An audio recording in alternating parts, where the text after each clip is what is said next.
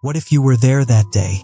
In the quiet stillness of a forgotten town library, dust catching sunlight in the air, the scent of old paper all around, and then a small voice breaks the silence. Can you read me a story? My mom used to. Before we begin, where are you watching from? Drop it in the comments. I'd love to know. Alright, let's start from the beginning. She came in every day after school. Alone but not afraid. 7 years old, maybe 8, with tangled hair and eyes too big for her tiny frame. She never caused trouble. Just wandered between shelves, clutching a teddy bear with a missing ear, and always stopping at the same corner. And there he was, the librarian. Old, quiet, worn down by time. Always in the same cardigan. Always reading something no one else could pronounce. People said he was strange. People never really looked past his silence. But the girl did. One rainy afternoon, she walked up to the front desk, a place most kids avoided like a principal's office, and just asked, "Can you read me a story? My mom used to." Before she didn't finish. She didn't have to. He hesitated, just for a moment, then slowly reached for the nearest book. And read. And from that day on, every afternoon, he waited. She returned. Every time. Same smile. Same question. Same empty seat beside him, slowly becoming theirs. No one noticed.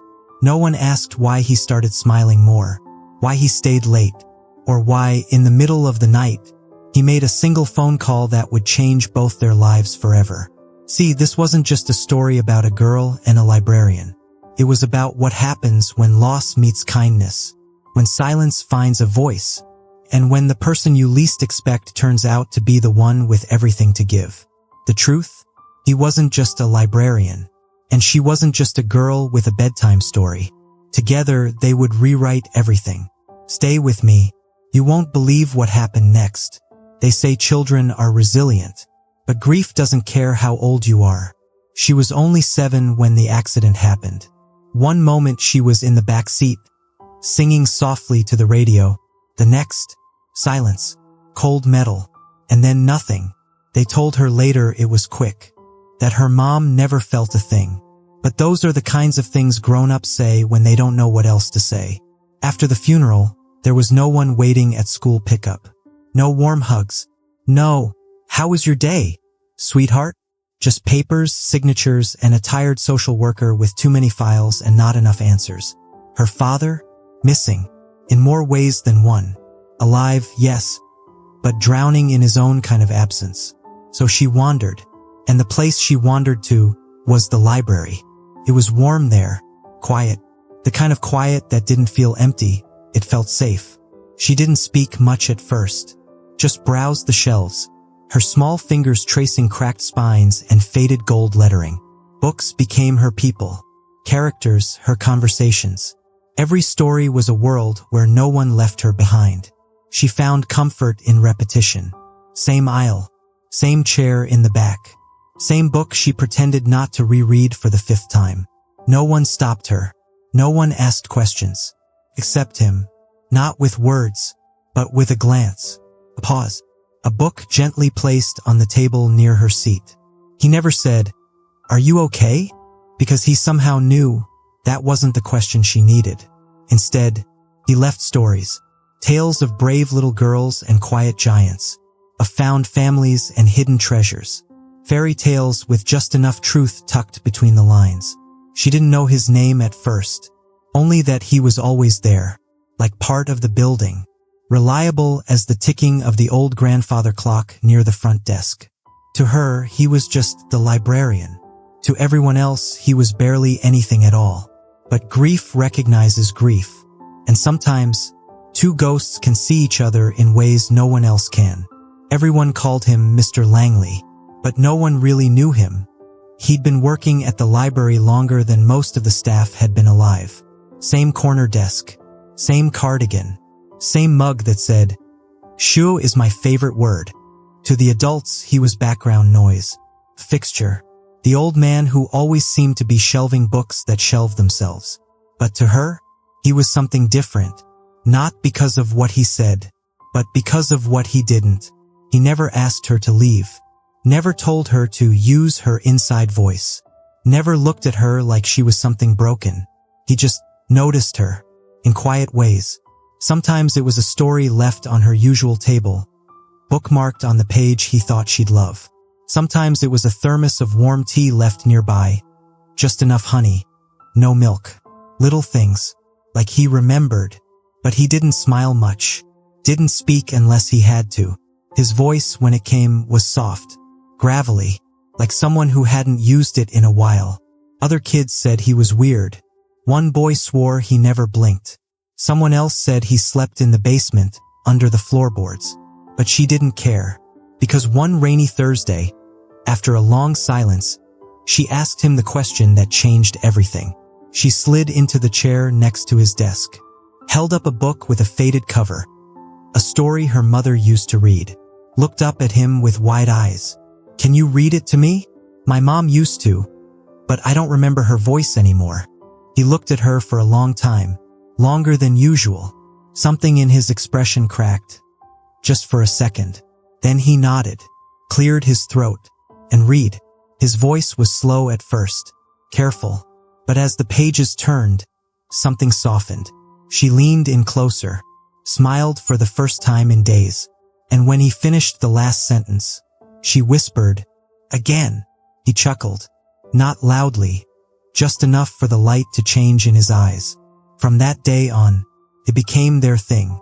Same chair, same time, new book, over and over. Mr. Langley, the man who once barely spoke to anyone, was reading fairy tales to a little girl with a broken heart. And whether he knew it or not, he was reading to himself too, because maybe, just maybe, he needed a story too, one that didn't end in silence. Somehow, without either of them saying it out loud, it became a ritual. Every afternoon, right after school, she'd arrive, a little more hopeful each time, and there he'd be already waiting, book in hand, glasses low on his nose, a fresh chair pulled up beside him like it had always been there. She never knocked. He never asked where she'd been. It was as if the moment she stepped through the library doors, the world outside didn't exist. They started with picture books, simple stories, but before long she was asking questions, the kind that don't come from fairy tales. Do dragons ever get lonely? Why did the girl have to leave the castle? Is it okay to miss someone even if they're gone forever?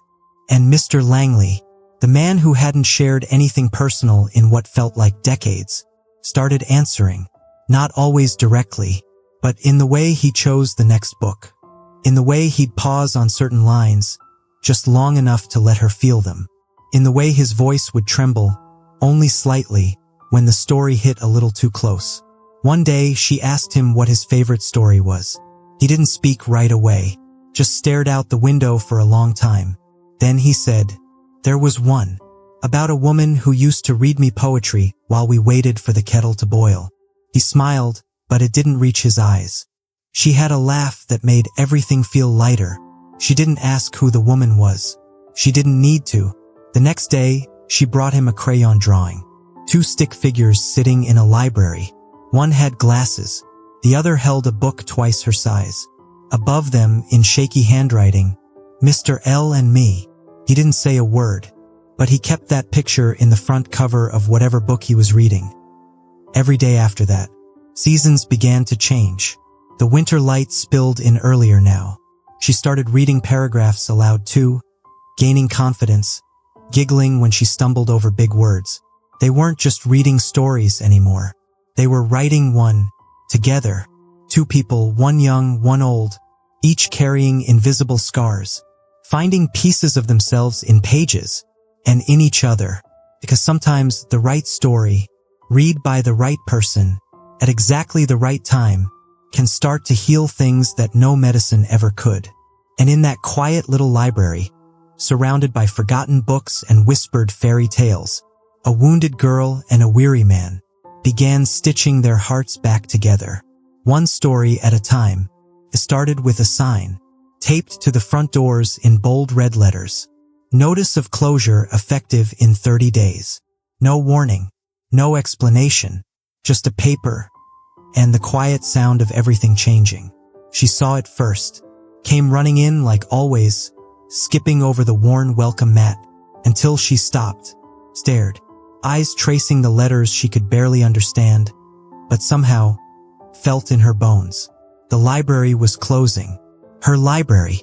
Inside, the mood had already shifted. The staff whispered in corners.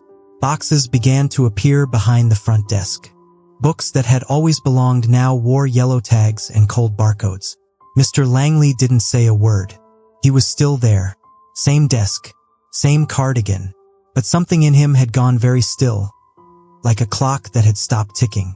She climbed into the usual chair beside him, laid her head gently on the desk, and whispered, "What's going to happen to all the stories?" He looked at her, really looked at her, for the first time in days, but no answer came, because how do you explain to a child that sometimes even magical places disappear, that stories can get evicted, that memory isn't enough to keep the lights on, that even love, quiet, everyday love, sometimes isn't loud enough to save a place from being forgotten. She came back every day anyway, even when the boxes piled higher, even when the hours were cut and the lights were dimmer. And still he read to her, softly, almost like a lullaby for the building itself. Then one afternoon, she brought in a piece of paper, messy and colorful, a letter written in crayon. "Dear Mayor, please don't take away my favorite place. I come here because it makes my heart feel better. Mr. Langley reads to me. That means something. Please." It was signed with a heart, and a smiley face, and a drop of jelly from her sandwich. She handed it to him proudly. He took it with trembling fingers, and didn't say a word. But that night, long after the last light in the library went out, Mr. Langley sat alone at his desk, her letter open in front of him, hands clasped, eyes closed, and in that moment, something changed. Not in the world, but in him, because sometimes the smallest voices can echo loudest in the hearts of those who've been silent too long. He was always the quiet one, the man with the mug, the books, the cardigan. People walked past him 100 times, never wondering who he was, only assuming, just a librarian, just a man who liked things neat and quiet. No one asked about his past. No one noticed the way he flinched at the sound of sirens, or the way his hands shook when he read letters written by little girls. But late one evening, after everyone had gone, after the child's crayon letter had been folded and placed gently in his coat pocket, Mr. Langley didn't go home. He locked the doors, closed the blinds, and walked to the back office, the one no one ever used, the one with the heavy door and no nameplate. He sat down at the old desk, opened the bottom drawer, and pulled out a phone that hadn't rung in years. He hesitated, then dialed a number from memory. No contacts, no notes, just numbers burned into his bones. A voice answered on the other end, sharp, professional. He spoke softly. "I need you to acquire a property." Quietly, no headlines. "The public library, Block C." A pause. Then, "Yes, I still have access to the accounts." Another pause. "No, this isn't about business. It's personal." Click. The call ended. The phone went back in the drawer. He stared at the empty wall in front of him, expressionless, except for the small tear that slipped past his glasses and disappeared into the fabric of his sleeve. Because here's what no one in that town knew. Mr. Langley wasn't born into cardigans and overdue slips. He had once been someone else entirely. His name had once been printed on the cover of Forbes. He had offices in London, Tokyo, New York. His signature moved millions. A tech empire, built from nothing but late nights and stubborn brilliance. But none of it mattered. Not after he lost her. His wife, the woman who read him poetry while the kettle boiled, the one who built a home out of laughter and dog-eared books, was gone before they'd even had a chance to grow old. He disappeared a year later, sold the companies, gave the board his resignation and vanished. They said he retired.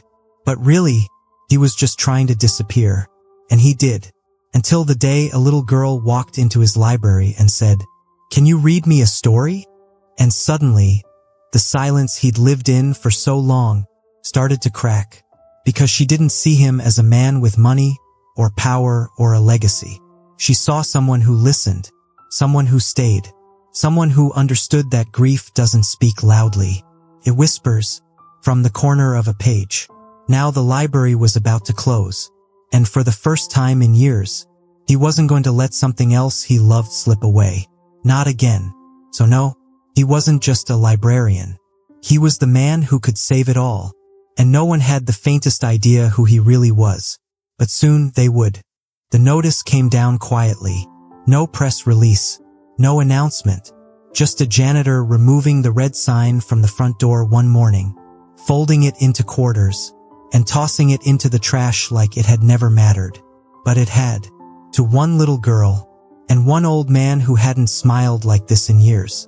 When she arrived that day, backpack bouncing, cheeks rosy from the cold, she stopped in her tracks. The door was open, the lights were on, and inside, the library looked different. New paint, brighter bulbs, the floor polished like someone cared again. And right in the center of the entrance, a gold plaque fixed to the wall. In honor of quiet places, loyal readers, and stories that save us. She blinked, then ran in, searching. Mr. Langley was there, of course, sitting at their usual table, 2 chairs ready, a new book in hand. He looked up at her, eyes softer than she'd ever seen. "They're not closing?" she asked, breathless. He smiled. "Not anymore." She didn't ask how, didn't ask why. Because sometimes, when something is too good to be true, you just let it be true. The staff were confused. One moment they were packing boxes, the next they were told to stay. A mysterious donor, they were told. No name, no speech, no public check ceremony. Just a wire transfer big enough to erase every debt. And enough left over to renovate the building twice. Some said it was a mistake. Others whispered rumors. An angel investor, a book tycoon, maybe even a ghost. But Mr. Langley said nothing. He just kept showing up, same as always. Except now, he stood a little taller, lingered a little longer when the girl read to him. She began to take the lead in their stories, reading aloud with a voice full of wonder, pausing for dramatic effect like he used to do. He'd nod along, eyes closed, smiling as if the sound of her voice was his favorite chapter. And the library came back to life. Children filled the corners that once sat empty. Books flew off shelves like birds finally set free. Laughter echoed where silence used to live. But through it all, in the very heart of it, was a girl and a man who saved each other without ever really meaning to. And though she never said it out loud, every time she opened a book, every time she looked up at him mid-sentence, he already knew what she was thinking. Thank you for staying, for not letting go, for making the story continue. Some moments arrive without warning, not like thunder, loud and obvious, but like a shadow crossing the light, quiet, sudden, changing everything. It was a Tuesday, cloudy, still. They had just finished a story about a girl who found her way home by following the sound of her own heartbeat. She liked that one, said it reminded her of her mom. Mr. Langley nodded, though his voice caught a little when he said, "Sounds like your mother was very brave." Then the door opened, not the usual quiet creak. This one was firm, intentional. 2 people in suits stepped inside, not library regulars. One held a folder, the other scanned the room and landed on her. "Her name is Claire, right?" Mr. Langley stood. He didn't say anything, but his posture changed.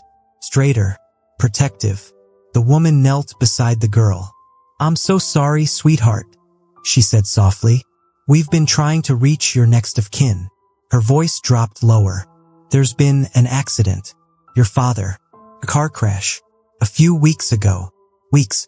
As if time had moved on without telling her. Claire didn't speak, didn't cry. She just blinked. Once, twice, then turned to Mr. Langley. Her lip trembled, but she didn't ask anything. Not out loud. She just looked at him, as if searching for a place to hold on to, before the floor disappeared again. The woman placed a hand on her back. "We'll make sure you're safe," she promised. "There are procedures." Mr. Langley's hands clenched behind the desk. Procedures. He knew what that meant.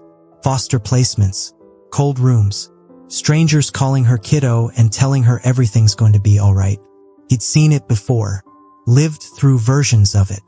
That night, after they left with the promise of following up tomorrow, he found her crayon drawing still tucked inside his book. The one with the stick figures, herself, and him, Mr. L and me. He sat at the reading table long after the library closed. Lights off, book unopened, just silence, thick and heavy and familiar. He had built an empire once, watched it burn to the ground, disappeared into the ashes. And now, life had brought him one small, flickering light, one child, one voice, one story, and it was about to be taken away again. But this time, he wasn't going to disappear. This time, he wouldn't lose the story. The next morning, the library was quiet, quieter than usual. No footsteps on the tile, no storybook pages fluttering, no little girl with tangled hair, running late and smiling wide. Just Mr. Langley, alone at the table, a book open but unread. He sat there with his hands folded, not because he didn't know what to do, but because he did, and it terrified him. He'd spent his life building things, companies, networks, walls, but this was something different.